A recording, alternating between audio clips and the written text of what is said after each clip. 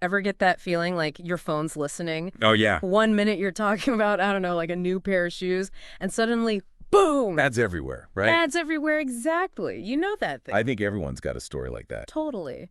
And turns out it's not just us. A recent survey found like 85% of smartphone users think their apps are spying on them. I mean, 85%, that's a lot. So is it just paranoia or is something really going on with this whole phone listening thing? Right. Today, we're diving deep into the reality of smartphone surveillance. Yeah. And to guide us, we've got this recent YouTube video investigation from SpaceFact Fusion. Oh, cool. Let's unpack this whole thing, shall we? Let's do it. So, first off, is this all just, a conspiracy theory? The thing is, it's not just a conspiracy theory. Smartphones are designed to collect data. It's kind of how they work. Right. But the question is, Where's the line? where's the line Yeah. between useful and creepy? Exactly. Yeah. I mean, think about it. These devices have so many sensors, microphones, cameras, GPS, you name it. It's wild. Like, it's all right there. And here's the thing. These sensors are always on, even when you think they're not. Okay, yeah, that is a little unnerving when you put it that way. Like, it's easy to forget Yeah. that they're constantly just gathering information. Time. Yeah, all the time. And then there's the whole app permissions thing.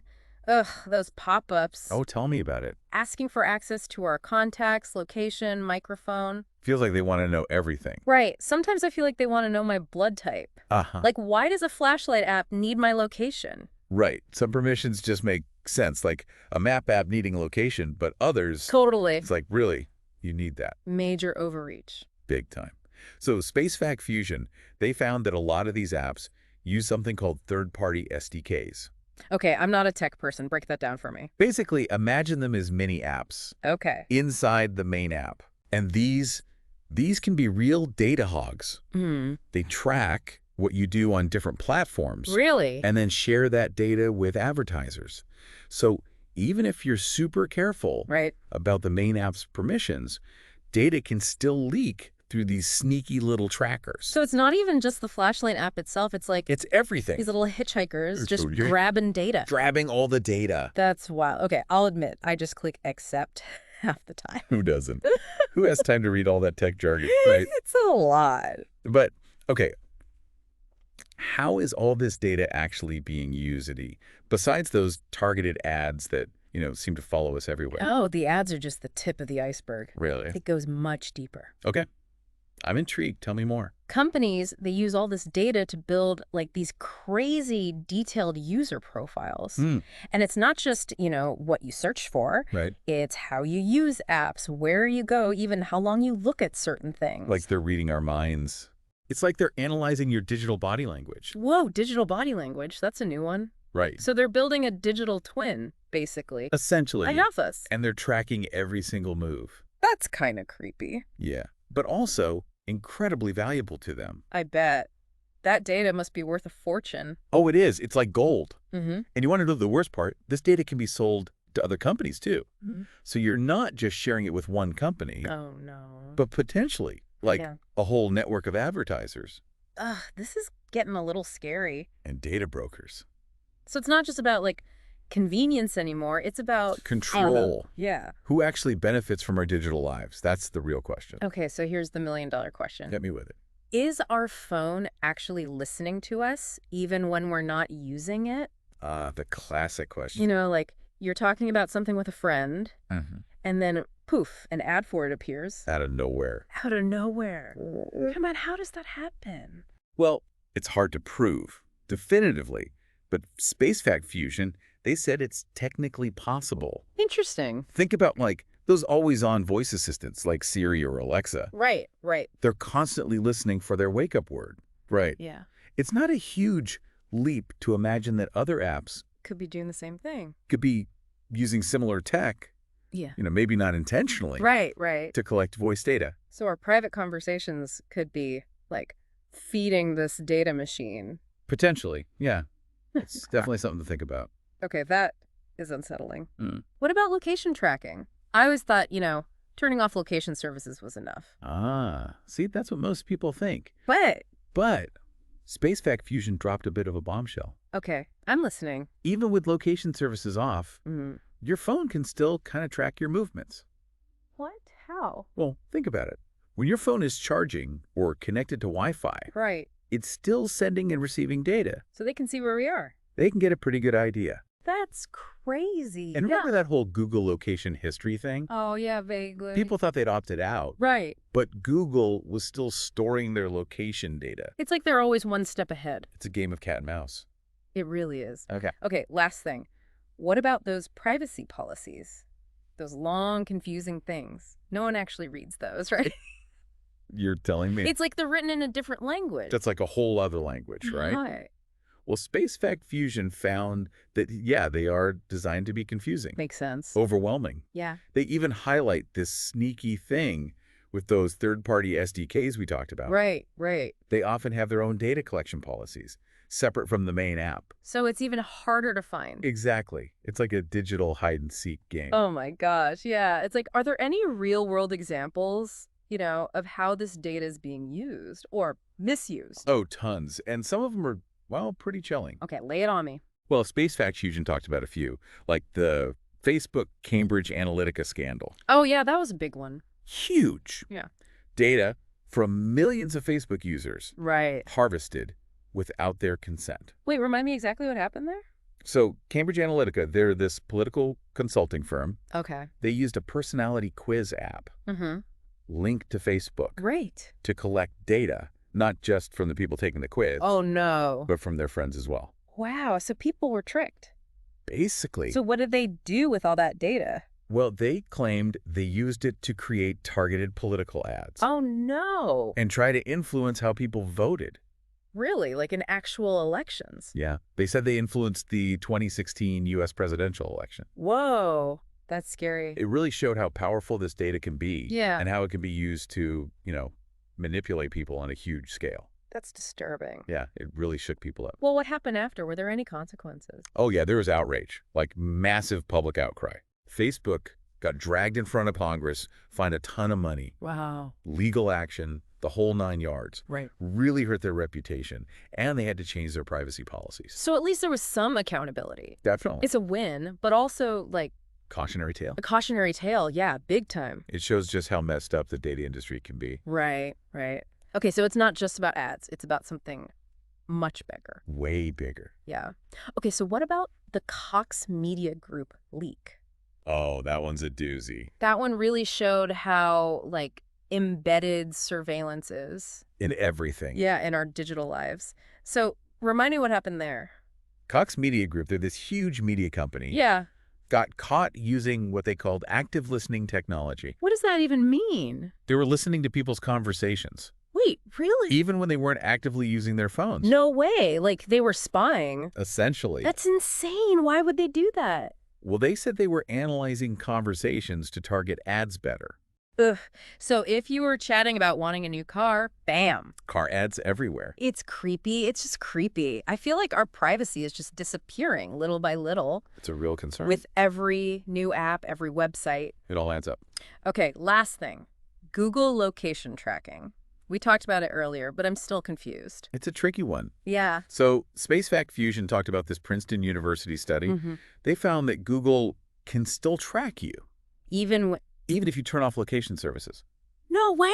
They do it through Wi-Fi, cell towers, and other sensors. So even when you think you've opted out. You haven't really. Yeah, it's messed up. They say it's anonymous data used to improve their services, like traffic updates or search results. So it's for our own good. I don't know. It's a tough one. It's a trade-off. It really is. It feels like we're stuck in this web of surveillance. It can feel that way, but there is hope. Okay, I need some good news. Tell me there's a way out of this digital mess. There is.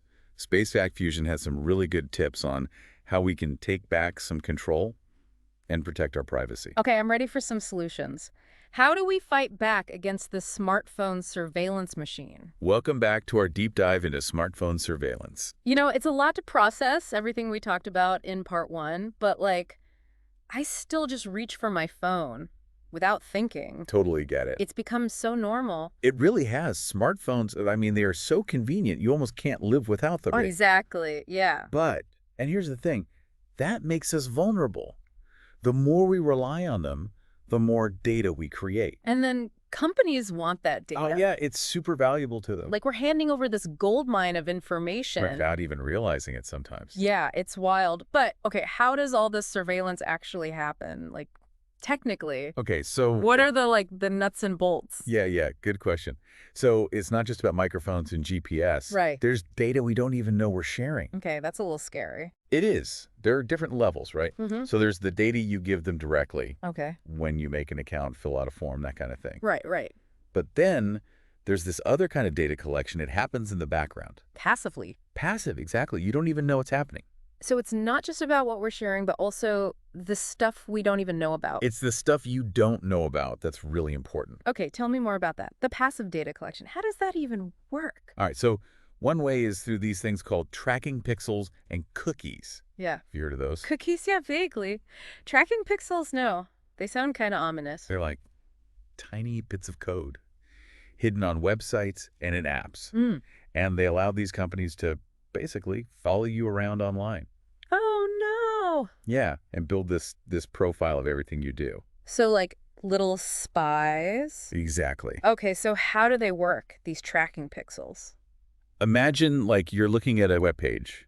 They're hidden, like inside images or other stuff you don't even notice. Sneaky. Super sneaky. Yeah.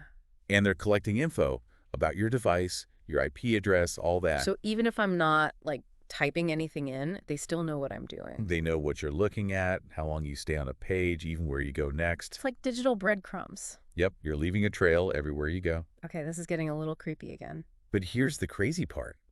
Those breadcrumbs, they can be used to figure out what you're into. Really? Your hobbies, your habits, even your personality. No way. Like, how is that even possible? Well, that's where algorithms come in. And AI. Artificial intelligence. Right, everyone's talking about AI these days. It's a game changer. So these companies, they use algorithms to sort through all that data. Right. It would be impossible for a human to do it. Way too much data. But algorithms, they can find patterns, insights, things we wouldn't even notice. So they use that to, like, target ads and stuff. Ads, yeah. But also to personalize what you see online, like your news feed or recommendations.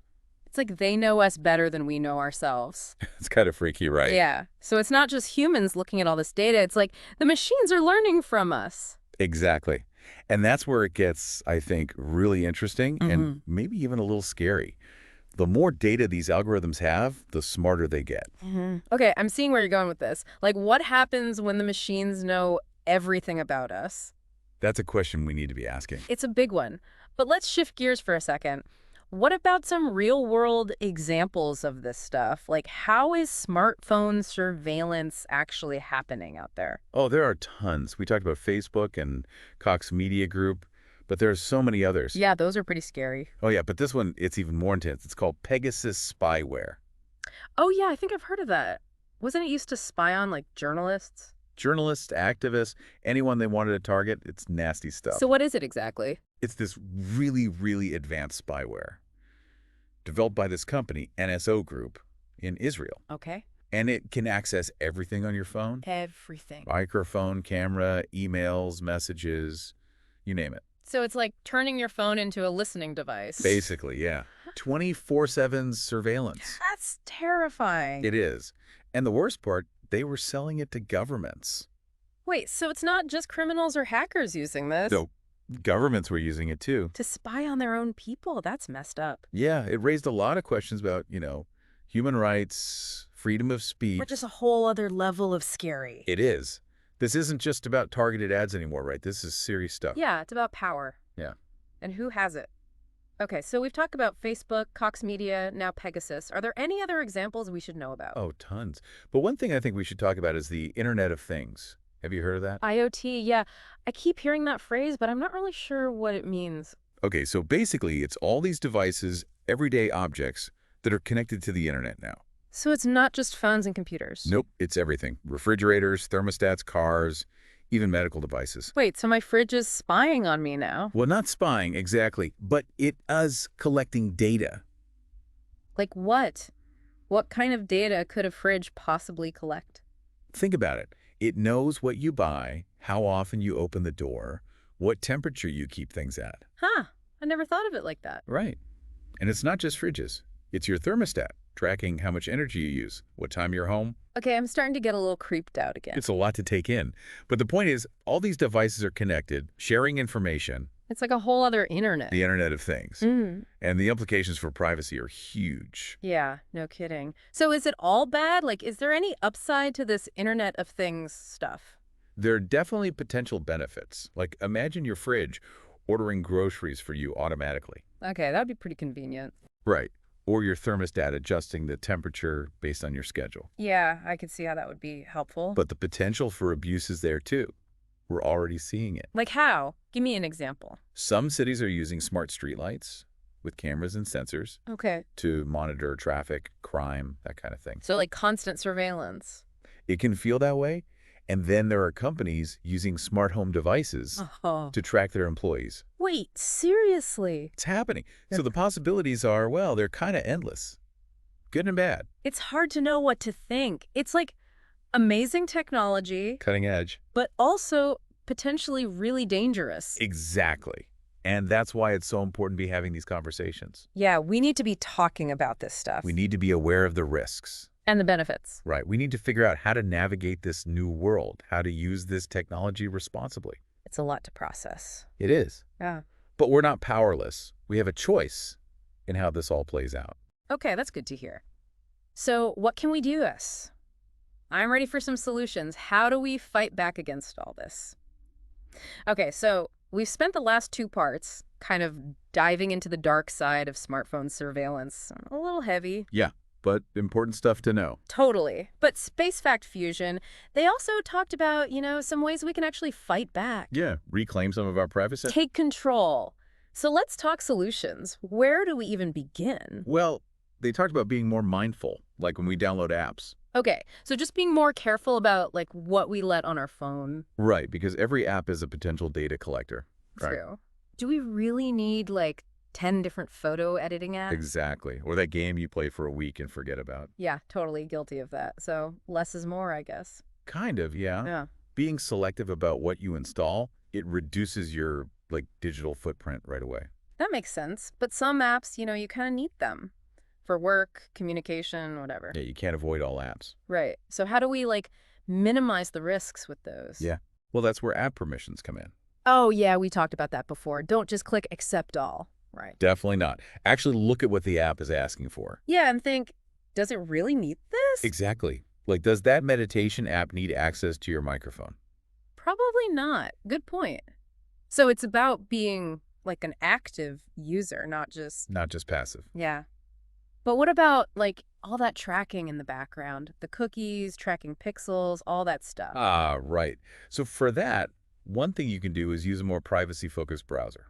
Okay, like what? Firefox, Yeah. Brave, they're good ones. I've heard of those. They block a lot of that tracking automatically. Oh, nice. Easy fix. Right. And they're browser extensions, too. Extensions? Yeah, like Privacy Badger. Okay. Learns to block invisible trackers over time. Whoa. It's like a little AI bodyguard for your browsing. Pretty much, yeah. That's awesome. Okay, what about search engines? We talked about DuckDuckGo as an alternative to Google. Yeah, DuckDuckGo is great. Are there any others? Start Page is another good one. It actually uses Google's results. Yeah.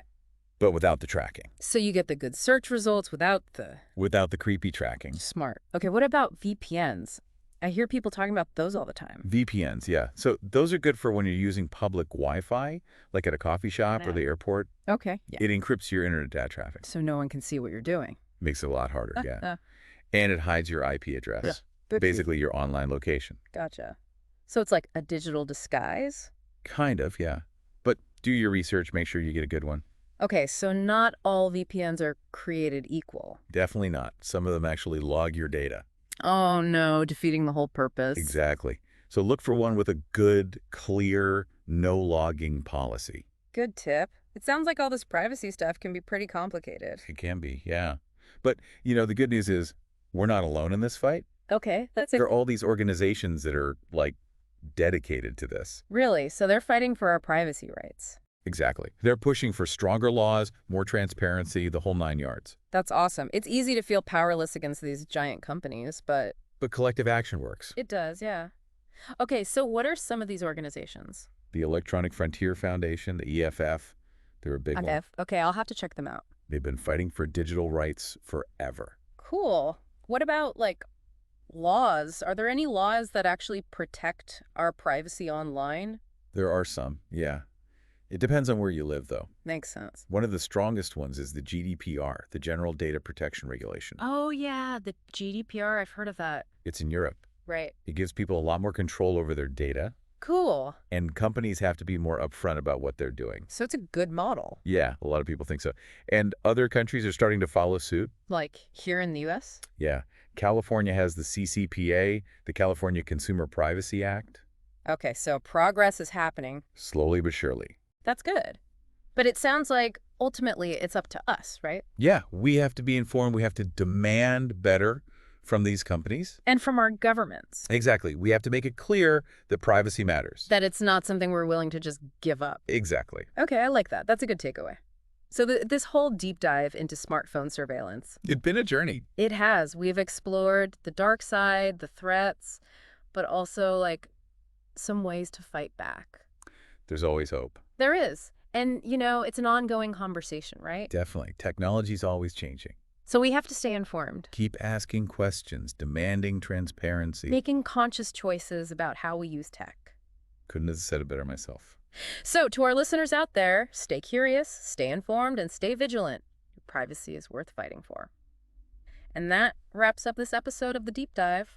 Until next time, keep exploring.